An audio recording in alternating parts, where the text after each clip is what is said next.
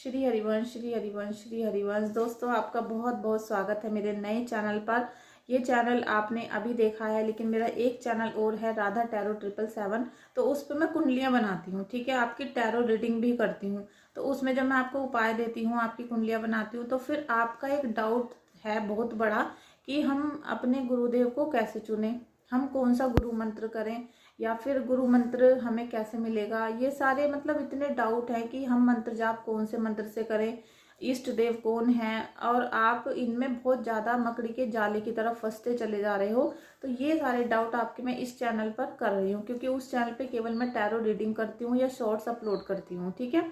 तो फ्रेंड्स, आपसे एक विनती और है, इस वीडियो को पूरी देखने से पहले आप मेरे चैनल को सब्सक्राइब करिएगा, लाइक करिएगा, शेयर करिएगा, क्योंकि आपको पता है मेरा एक छोटा सा उद्देश्य है कि मैं बहुत मेहनत करूं, साथ में आपका प्यार, आपका सम्मान, आपका सपोर्ट मेरे साथ रहेगा। तो आपकी सपोर्ट की वजह से और राधा रानी की कृपा की वजह से, माता रानी की उपासना की वजह से मेरे सर पे छत आ जाएगी और मैं अपने बच्चों के लिए जीते जी एक मकान बना सकूंगी। तो उसके लिए आप मुझे, केवल आपको कुछ नहीं करना, आपको केवल वीडियो को लाइक, शेयर और सब्सक्राइब करना है, और जितना ज़्यादा हो सके शेयर करना है। थैंक यू सो मच दोस्तों, आपका इस वीडियो में आने के लिए। तो चलिए आपके डाउट को क्लियर कर देते हैं।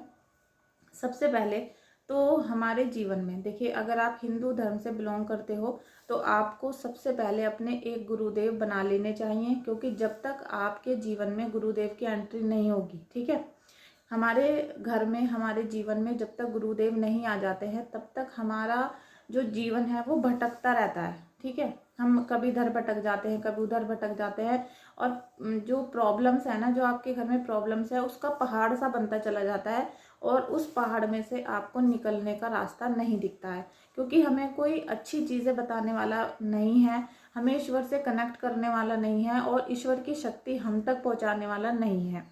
और गुरुदेव की सबसे बड़ी एक महिमा होती है, जो आप लोगों के साथ कोई शेयर नहीं करता। वो आप थोड़ी सी बात को सुनो कि उनके ही दिए हुए मंत्र को क्यों जाप करें।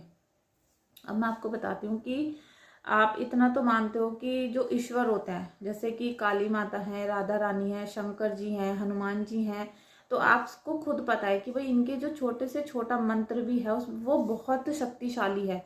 उसके अंदर बहुत सारी पावर है कि जब हम हनुमान चालीसा पढ़ते हैं तो हमें 100% भरोसा होता है कि अब इस समय हमारे पास कोई भूत प्रेत पिशाच नहीं है। तो इतना कॉन्फिडेंस जब हमको है, ठीक है, तो उस मंत्र में कोई ना कोई पावर तो है, इसीलिए वो हमें वो इतना प्रोटेक्ट कर रहा है। तो अगर हम किसी भी देवी देवता के मंत्र की लगातार, देखिए, कभी किसी ने 2 बार पढ़ लिया, 1 बार पढ़ लिया, 1 साल बाद पढ़ लिया, उसको मैं नहीं कहती, लेकिन जिस दिन आप दिल से किसी भी मंत्र की उपासना करना शुरू कर दोगे, तो वो जितना जितना जाप आप उसका रोज करते चले जाओगे, उतना वो शक्तिशाली होना शुरू हो जाता है। और जैसे आप करते हो शंकर जी की, ठीक है, या आप काली माता की करते हो, आप दुर्गा माता की करते हो, आप ओम नमो दुर्गाय नमः का जाप करते हो, तो दुर्गा माता की शक्ति, उनका रूप आपके फेस पे आना शुरू हो जाता है। और आप कभी कभी आपने देखा होगा कि कोई बोलता है कि मेरे अंदर माता रानी आती हैं, कोई कहता है मेरे अंदर हनुमान जी आते हैं, तो वो उनकी शक्ति, वो नहीं आ सकते किसी के शरीर में, क्योंकि आप ये समझ लीजिए कि उनकी शक्ति, अगर वो सच में किसी मनुष्य के अंदर आ जाते हैं, भोले बाबा या कोई भी देवी देवता, तो आपका शरीर फट जाएगा, आपका शरीर ब्लास्ट हो जाएगा, ठीक है। लेकिन उनकी एक अदृश्य शक्ति होती है जो अपने भक्त को अपने अंदर ले लेती है, मतलब वो हमारे अंदर आसपास ऐसे हो जाता है, वो पूरा ऑरा ऐसे क्लीन हो जाता है, और उनकी शक्ति हमारे चारों तरफ ऐसे वातावरण बन जाता है कि हमें लगता है कि हमारे अंदर भोले बाबा आते हैं या हमारे अंदर काली माता आती हैं, ठीक है। जैसे मैं आपसे बार बार बोलती हूँ कि मैं शीतला माता की उपासना करके जब आपका निगेटिविटी उतारती हूँ, काला जादू उतारती हूँ, तो वो ही वाला सीन होता है। लेकिन अगर आप उस मंत्र का जाप खुद करते रहोगे, तो अगर आप उस शक्तियों को बढ़ाते रहोगे, ठीक है, तो वो आपको नुकसान देना शुरू कर देंगी। वो नुकसान नहीं होता है, वो मतलब उसकी जो पावर है, उसका जो वेग है, उसकी जो चमक है, उसकी जो गर्माई है, उसकी जो रोशनी है, वो आपका ये छोटा सा शरीर जो है हमारा मिट्टी का, ये सहन नहीं कर पाएगा, और हमारे साथ कुछ अजीब सा भी होना शुरू हो जाएगा। जैसे कि ये उदाहरण आपको दे रही हूँ, जैसे कि वृंदावन आप लोग जाते हो, आपने ये कहानी सभी किताबों में, सभी टीवी में, सीरियल्स में सुनी होगी, लोगों के मुंह से न्यूज में भी सुनी होगी कि निधि वन में जो जाता है तो वहां पर शाम को ताला लग जाता है। लेकिन अगर कोई मतलब किसी ने गलती से भी वहाँ पर रात को छुपकर राधा कृष्ण का रास देखने की कोशिश की थी, तो उसका मतलब जैसे चाहे उसे हार्ट अटैक हो जाए, मर जाए, अंधा हो जाए, पागल हो जाए, ऐसा कुछ बहुत सारे लोगों के साथ हुआ है। इसलिए निधिवन को रात को बंद कर दिया जाता है। वहाँ के पशु पक्षी बंदर भी वहाँ से गायब हो जाते हैं, खुद चले जाते हैं वो, इसी तरीके से। ठीक है। तो जब अगर आपने जैसे काली माता है, दुर्गा माता है, उनकी शक्ति स्वरूप आपके अंदर आ गया तो आपका शरीर विनाश हो जाएगा। अगर आपने सीधे स्वरूप देख लिया कि ये हैं कृष्ण जी, तो आप फिर पागल हो जाओगे, क्योंकि आप इस जगत के नहीं रहोगे। इसीलिए यहाँ पर काम करते हैं हमारे गुरुदेव। ठीक है। इसीलिए बोला गया है कि आप गुरुदेव जरूर बनाएं अपने जीवन में। आप देखोगे जिस दिन आपने अपने गुरुदेव को अपना पूर्ण समर्पण कर दिया, ठीक है, आपको लग गया कि भाई अब ये जिंदगी मुझसे नहीं संभाली जा रही है और मेरा जो परिवार है इसका वजन, इसका बोझ मैं नहीं संभाल पा रहा हूँ। वो जब एक प्रेम भरी चीज हम नहीं हैंडल कर पाते, तो वो जो प्रेम है, फर्ज है, उसको हम बोझ में बदल देते हैं। क्योंकि हमसे खुद अपना वजन नहीं उठ रहा, तो हम परिवार का वजन कैसे उठाएंगे। तो आप ये सब चीजें जिस दिन अपने गुरुदेव के चरणों में समर्पण कर दोगे और गुरुदेव के दिखाए हुए मार्ग पे चलना शुरू कर दोगे, ठीक है। अगर आपके गुरुदेव हनुमान जी के भक्त हैं तो आप हनुमान जी की ही पूजा करोगे, क्योंकि वो आपको हनुमान जी का मंत्र देंगे। आपके गुरुदेव राधा रानी के भक्त हैं, जैसे मेरे प्रेमानंद जी महाराज हैं, तो वो राधा रानी का मंत्र आपको देंगे। इसी तरीके से जो भी आपके गुरुदेव हैं, मैं सभी को प्रणाम करती हूँ, सभी सम्माननीय हैं, सभी बहुत बहुत कृपा हम पे बरसाए, हम ऐसी आशा करते हैं।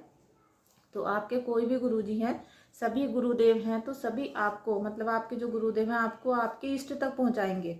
वो आपको आपके इष्ट को दिखा भी देंगे। आपका कुछ नहीं हो सकता, आप अच्छे रहोगे बिल्कुल। आपको कोई मतलब जैसे कि आप इस संसार में रहोगे, लेकिन अगर आपने डायरेक्ट ईश्वर की देख ली शक्ति, तो फिर आप इस दुनिया के लायक नहीं रहोगे। आपका दिमाग पागल सा हो जाएगा, आप बोलोगे कुछ, कोई आपकी बातों पे यकीन नहीं करेगा। या मैं आपसे बोलने लगूं कि अभी यहाँ राधा रानी सामने खड़ी है, तो आप मुझे कहोगे पागल है ये औरत, क्या बोले जा रही है वीडियो में बैठकर। तो यही कुछ होता है, ठीक है। इसलिए आप अपने गुरुदेव बनाओ और उनके दिखाए हुए मार्ग पे चलो। आप कम से कम 6 महीने, साल भर उनके पूरे मतलब जो वो बोल रहे हैं, ठीक है। और एक शर्त और है, अगर आपने किसी को अपना गुरुदेव चुन लिया है, तो अब वो चाहे मारे पीटे, गलत बोले, सही बोले, कुछ भी बोले, A to Z कुछ भी बोले, तो पहले तो बनाने से पहले थोड़ा धैर्य रखो। अच्छी तरीके से समझो कि कौन अध्यात्म से जुड़ा हुआ है, कौन राजनीति से जुड़ा हुआ है, कौन गलत बातें करता है, कौन मिलाने की बातें करता है, ठीक है, कौन अध्यात्म की बात करता है, कौन भगवत चर्चा करता है। तो पहले तो आप अच्छे से अपने दिमाग को यूज करके और सही निर्णय लो। उसके बाद आप अपने गुरु का चयन करो। फिर क्योंकि गुरु तो आपको चयन कर चुके हैं, गुरुदेव आपको अपना भक्त चुन चुके हैं, तो आपको सही ही गाइडेंस मिलेगी, ठीक है।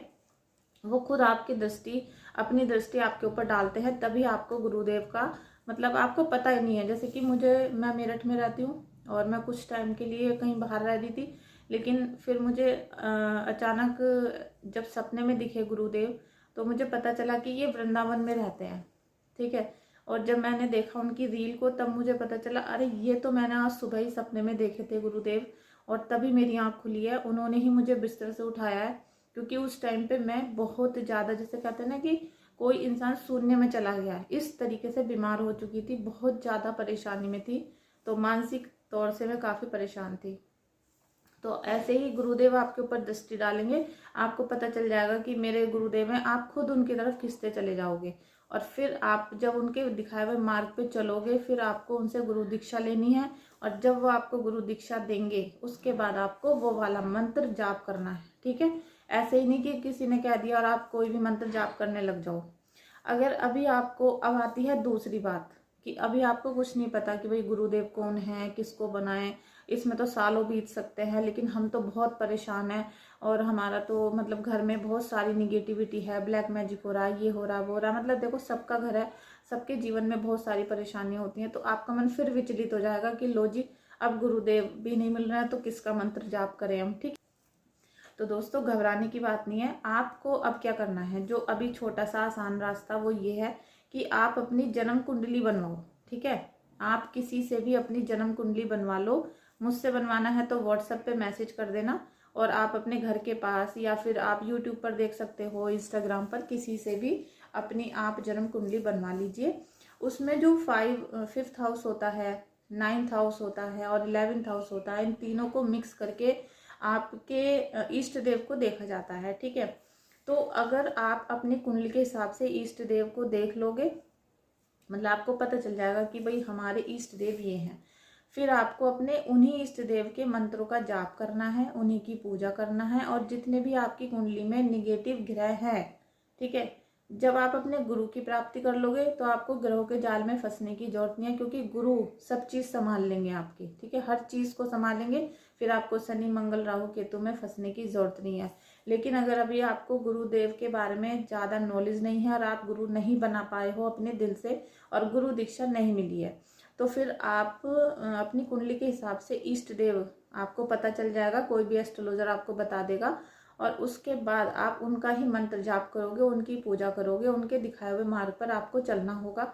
उसमें आप देखोगे 40 मतलब 41 डेज जैसे ही आपके कंप्लीट होंगे, और फिर जिस दिन 4 महीने कंप्लीट हो जाएंगे, ठीक है, 4 मंथ्स कंप्लीट हो जाएंगे, उस दिन से आपको मिरेकल अपनी लाइफ में होना, मतलब होते हुए दिखना शुरू हो जाएगा।